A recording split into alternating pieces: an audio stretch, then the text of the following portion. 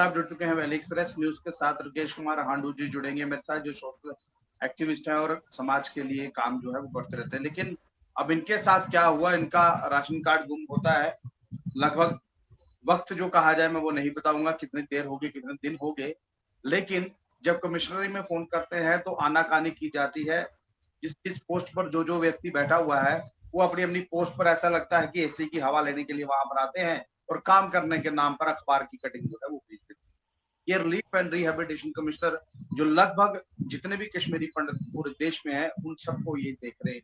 लेकिन हो क्या रहा है हांडू साहब, क्या कुछ हो रहा है? आपका राशन कार्ड गुमा, आपने सब कुछ किया, एफिडेविट दिया, अखबार कटिंग दी, सब कुछ दिया, उसके बाद क्या हुआ? आप एक सोशल एक्टिविस्ट हैं, आम कश्मीरी पंडित के साथ क्या होता होगा? गुलशन जी, बड़ी विडम्बना है इस बात को लेके कि मैं आज दिल से बोल रहा हूँ। मेरे को 35 साल हो गए एक्टिविज्म में।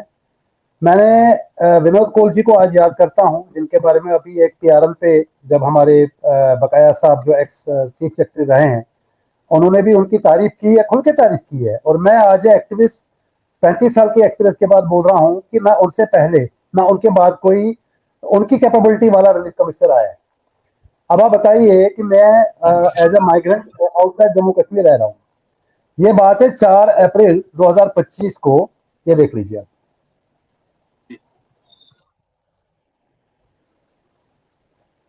ये है सर, मेरे पास है, ये सारी नोटिफिकेशन आपकी हैं। 4 अप्रैल 2025 को मैं यहाँ से चल के, प्राइवेट सेक्टर में जॉब करता हूँ, छुट्टी रख के ऑफिस में बहाने करके मैं जम्मू चला गया।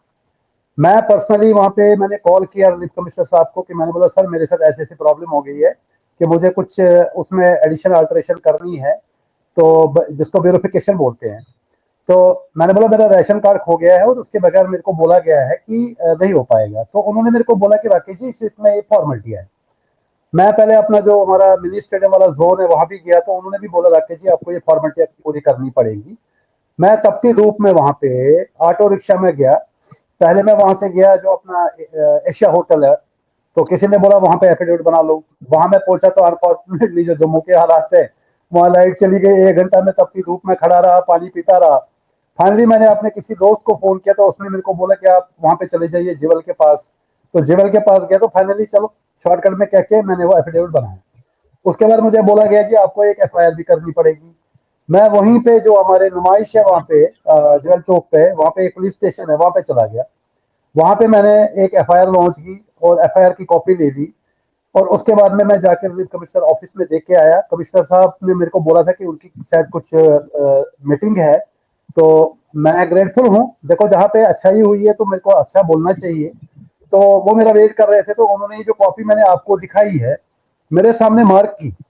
और मैंने उनको बोला कि सर मैं श्रीनगर जा रहा हूँ कुछ दिन के लिए, तो प्लीज मेरे इसके ऊपर किए। उन्होंने इस पे लिखा कि कॉपी प्रायोरिटी पे किया जाए। विडम्बना ये है गुलशन जी, उसके बाद मैं श्रीनगर चला गया। श्रीनगर से मैं फोन करता रहा, जोनल ऑफिस भी फोन करता रहा, मिनी स्टेडियम। तो मुझे बोला गया कि मैंने बोला कि मैं 4 दिन तक तो मेरा शायद काम हो जाएगा, क्योंकि मैं दिल्ली से आया हूँ। जब मैं वापस आता हूँ गुलशन जी, आप शॉक में रह जाओगे। मैं जोनल ऑफिस गया तो वो बोलते जी हमारे पास तो कोई लेटर आया नहीं ऐसा। मैं वहां से भागा, हमारी जो वहां पे डीसी साहब है उनसे मिला, हमारी वहां पे एसीआर से मिला। और एसीआर ने फोन किया मेरे जोनल ऑफिस में, और जोनल ऑफिस वहां से बोलता है कि हमारे पास तो राशन कार्ड है ही नहीं। बोलता है ऐसी कैसी बात हो सकती है। उसके बाद मैं पूरे एक कमरे से दूसरे कमरे, दूसरे से कमरे से तीसरे कमरे वहां पे घूमा।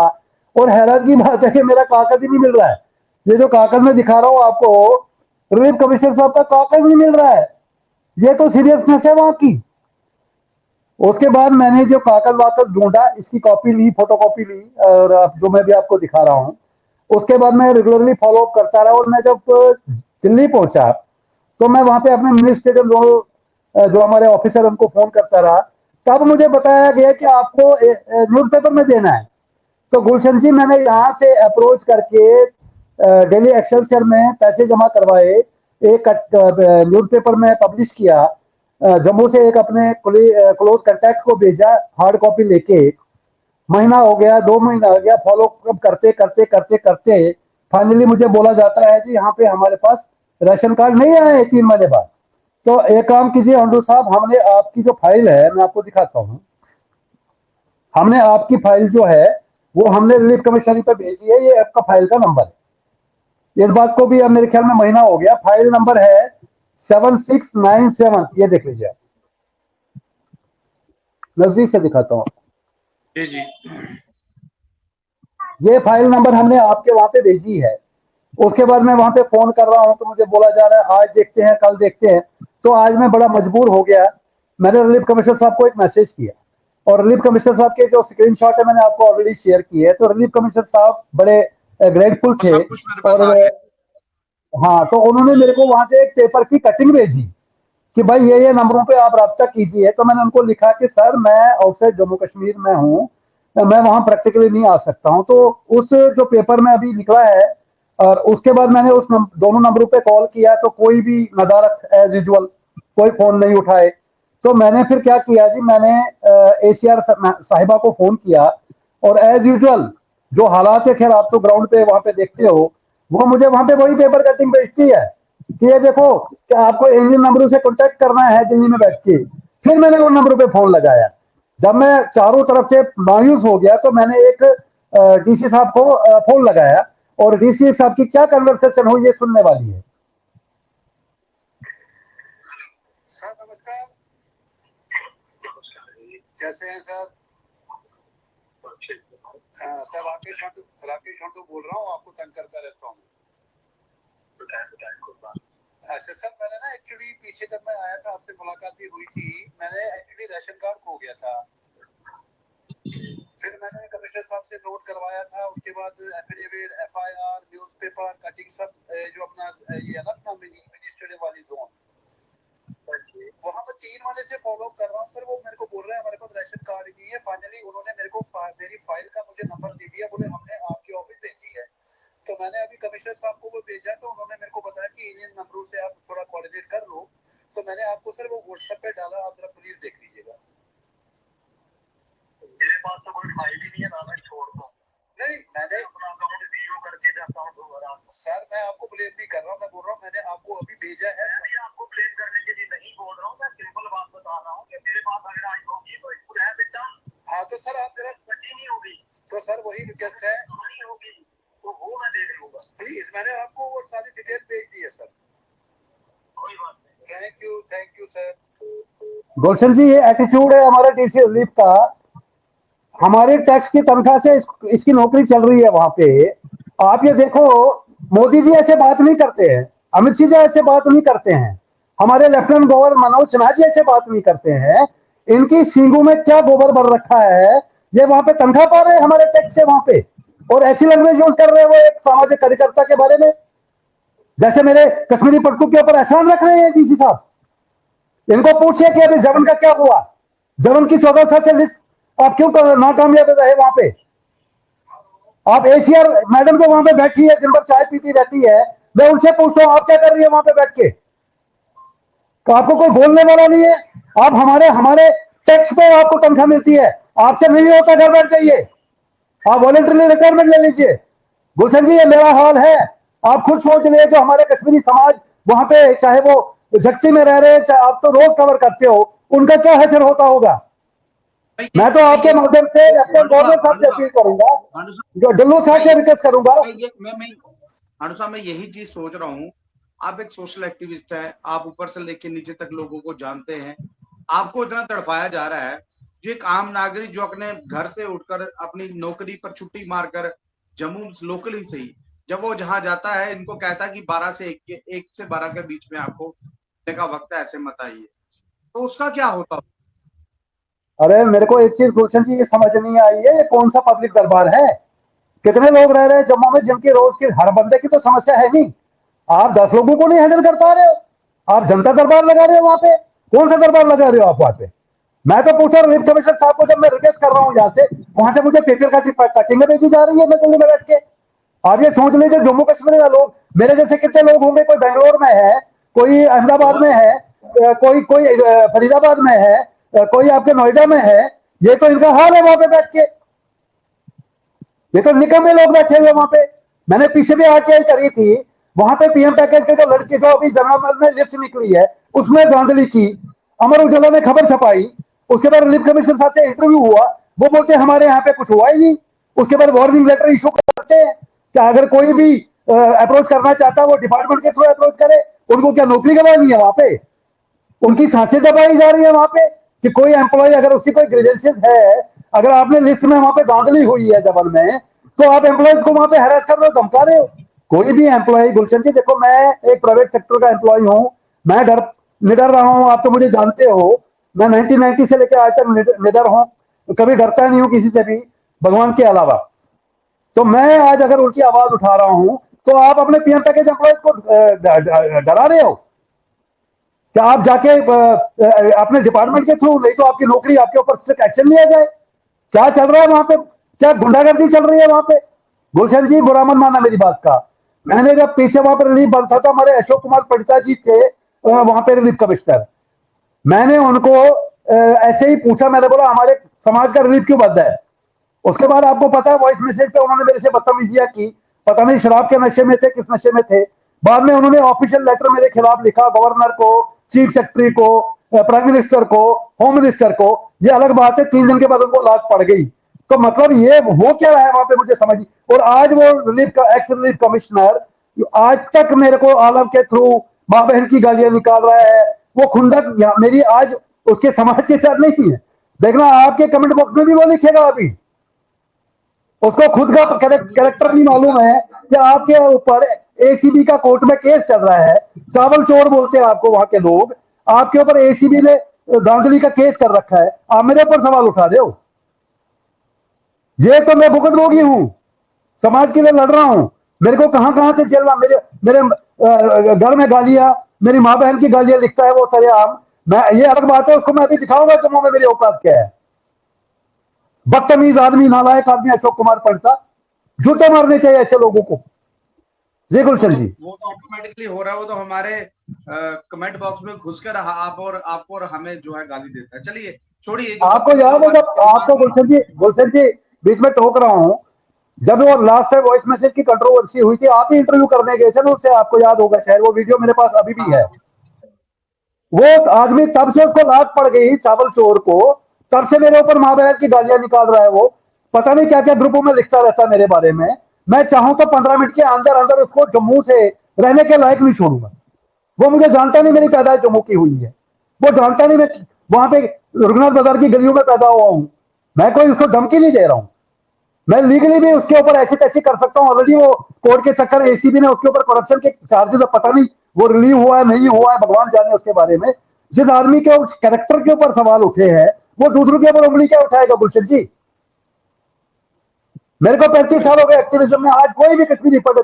क्वेश्चन उठा ले कि हंडू साहब ने किसी के साथ चीटिंग करी है, हंडू साहब ने किसी का 1 रुपया खाया है, हंडू साहब ने क्या बेंगलोर से डोनेशन लिए है, हंडू साहब ने किसी को चीट किया हो, आज तक आपके सामने बोले मेरे को?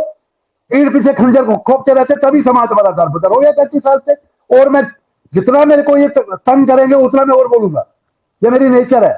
मैं भगवान के अलावा किसी के बाप से नहीं डरता हूं। आपके माध्यम से मैसेज देना चाहता हूं, और रिलीफ कमिश्नर साहब को भी बोलना चाहता हूं कि आप अपने डिपार्टमेंट को संभालिए, सुधारिए। ये मैंने आपको आज लाइव प्रूफ दे दिए। हो सकता है मेरे जैसे आदमी नहीं बोल पा रहा हो वहां पे, किसी भी वजह से बेचारा, हर बंदा गवर्नमेंट के नीचे दबा हुआ है, चाहे वो पीएम पैकेज वाला हो, चाहे वो जट्टी वाला हो, चाहे वो रिलीफ वाला हो। ये सिर्फ आपकी बात नहीं है। जब से हमने खबरें करना शुरू की है ना, अब आनंद फानंद में एक नोटिफिकेशन निकाले कि उसमें ये कहा गया है कि जट्टी के लिए जिन जिन लोगों ने इलीगल क्वार्टर लिए गए हैं उनकी चेकिंग की जाएगी। लेकिन जब मैं खबरें करता हूँ उसके बाद इनको होश आती है। तो किस चीज के लिए ये लोग बैठे हुए हैं कुर्सियों पर? अरे गुलशन जी, वही तो मैंने तो आपको प्रूफ दिखा दिए। आप जाके एसीआर से पूछिए ना, एसीआर तो फोन ही नहीं उठा रही है। आपको सुनाता हूँ, मैंने 10 कॉलें की है उसको, और बाद में मुझे वहां से क्या भेजती है, पेपर की कटिंग। ये सुनिए आप, 15-10 कॉल की है, फोन ही नहीं उठा रही है वो क्या चाय पीने भी आती है वहां पे? सुनिए सुनिए, पहले आप सुनिए।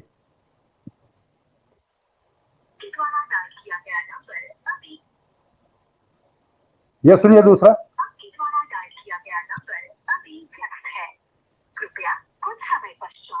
तो ये नंबर रखे क्यों है हांडू साहब इन्होंने? जब व्यस्त रखने हैं तो नंबर रखे क्यों है? और उसके बाद वही एसीआर मैडम मुझे वहां से स्क्रीनशॉट भेजती है, वही घिसा पिटा। ये देखो आप, मैं आपको दिखाता हूँ, ये स्क्रीनशॉट है, ये एसीआर है। क्या भेज रही है मेरे को वहां से?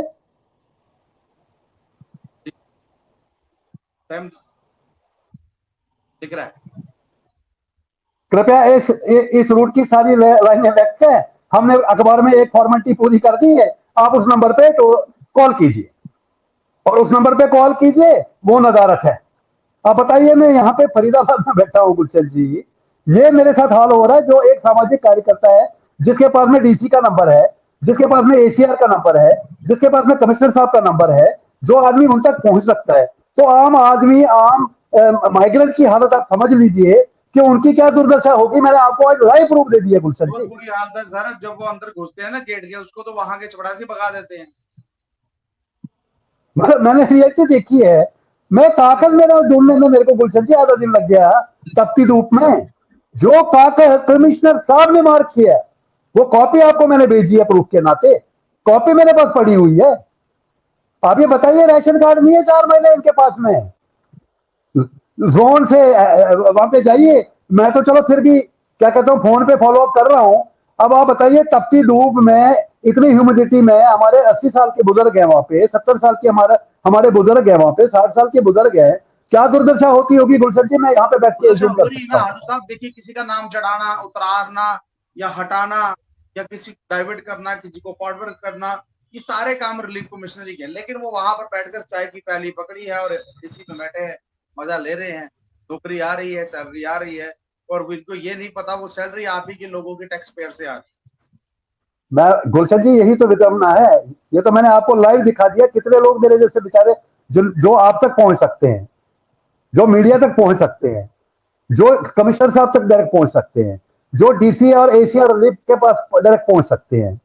सही है।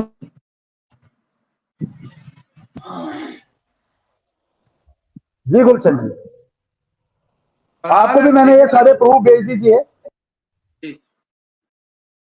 देखिए बहरहाल हांडू साहब, कॉल आ रहे हैं पीछे से। हाँ गुलशन जी। हांडू साहब जो भी बता रहे हैं ना, मेरे पास सभी डॉक्यूमेंट्स हैं, उन्होंने भेज दिए हुए हैं। और रिलीफ एंड रिहेबिलिटेशन कमिश्नर साहब, अगर आप इतनी बड़ी पोस्ट पर बैठे हैं, कृपया कर कर मेरे लिए नहीं, मैं माइग्रेंट नहीं हूँ, अपने माइग्रेंट लोगों के लिए ही काम कर लीजिए, क्योंकि पढ़ी लिखी कम्युनिटी, इतना वक्त नहीं होता किसी के पास। प्राइवेट जॉब्स है, अगर आप टाइम बचा सकते हैं तो बचाइए, बजाय टाइम बचाने के। देखिए आज आज बुधवार है, आईडीसी रिलीफ जबकि माइग्रेंट कैंप में बैठे होंगे। पिछले बार भी जब बैठे थे प्रदर्शन हो रहा था। हाडू साहब सुनिएगा, मैंने कोशिश की जानने की उनसे कि आखिरकार आप यहाँ आए हैं क्या क्या, और ये कहते हैं कि ये मेरे हाथ में नहीं, ये ऊपर वाले के हाथ। अब इनके ऊपर कौन बैठा है, ऊपर कौन बैठा है, ऊपर कौन बैठा है, ऊपर से ऊपर करते हैं, लेकिन ऊपर का अभी तक कोई पता नहीं चल पाया ऊपर है कौन, किसके ऑर्डर से ही काम करेंगे। देखिए जब से यूनियन टेरिटरी बनी है ना, तो यहाँ पर जम्मू कश्मीर का ऐसे ही काम जो है राम भरोसे जो है वो चल रहा है। कमिश्नर साहब काम कर सकते हैं, क्यों नहीं कर रहे ये मुझे नहीं पता। अगर चाहें तो एक साइड में काम हो सकता है। रिलीफ एंड रिहेबिलिटेशन कमिश्नर के पास एक राशन कार्ड ना हो, ये हो ही नहीं सकता। पंडित साहब ये बात जो है ये 4 महीने से टेबल हाँ टेनिस चल रहा है, zonal office versus relief commissionery, table tennis चल रहा है। मैं तो लाइव दिखा रहा हूँ आपको। हाँ, मेरे जैसे कितने होंगे गुलशन जी, आप खुद समझ लीजिए इस बात को। यही तो चीज मैं बोल रहा हूँ। जिस ऑफिस से पूरे कहा जाए देश का जो डाटा चलता है, क्योंकि रिलीफ एंड रिहेबिलिटेशन कमिश्नर एक ही है पूरे देश में, जितने भी कश्मीरी पंडित है वो सारे इन्हीं के अधीन है। अब इनके पास राशन कार्ड नहीं है, अब कौन छुपा के देगा? भारतीय जनता पार्टी देगी, मोदी जी देंगे, या कोई और देगा, ये समझ नहीं आ रहा। या प्रिंटिंग प्रेस इनके लिए बंद हो चुकी है, राशन कार्ड है नहीं। ये बड़ी समझने वाली बात है। अनु साहब चलिए, अनु साहब मेरे साथ बात करने के लिए बहुत बहुत धन्यवाद। रिलीफ एंड रिहेबिलिटेशन कमिश्नर और उनके जो अधिकारी हैं, कृपया कर कर अगर आपके पास राशन कार्ड है तो दे दीजिए। मैं सिफारिश नहीं कर रहा हूँ, मेरा काम था खबर गुलशन करना। जी, गुलशन इनके जी, डॉक्यूमेंट मेरे पास गुलशन जी, पड़े हुए हैं। गुलशन जी, गुलशन जी, गुलशन जी, मैं आपके आज इस पे चैनल पे इसलिए नहीं आया कि मैं अपना रोना रो रहा हूँ। मैं दोबारा रिपीट कर रहा हूँ, मैं समाज के लिए एक समाज सेवक हूँ, फाइटर हूँ, मुफट हूँ। मैं कहीं भगवान के अलावा किसी से नहीं डरता हूँ। ये आवाज मेरी नहीं है, ये मेरे समाज की आवाज है, क्योंकि मेरे ऐसी को चीजें पता सुनिए ना, है। सुनिए आनंद साहब सुनिए, आप सामने आए हैं ना, मैक्सिमम समाज के लोग नहीं आते हैं क्योंकि रिलीफ कमिश्नर से डरते हैं। वो सोचते हैं अगर हम मीडिया में जाएंगे हमारा काम रुक जाएगा, हमारा काम होगा ही नहीं।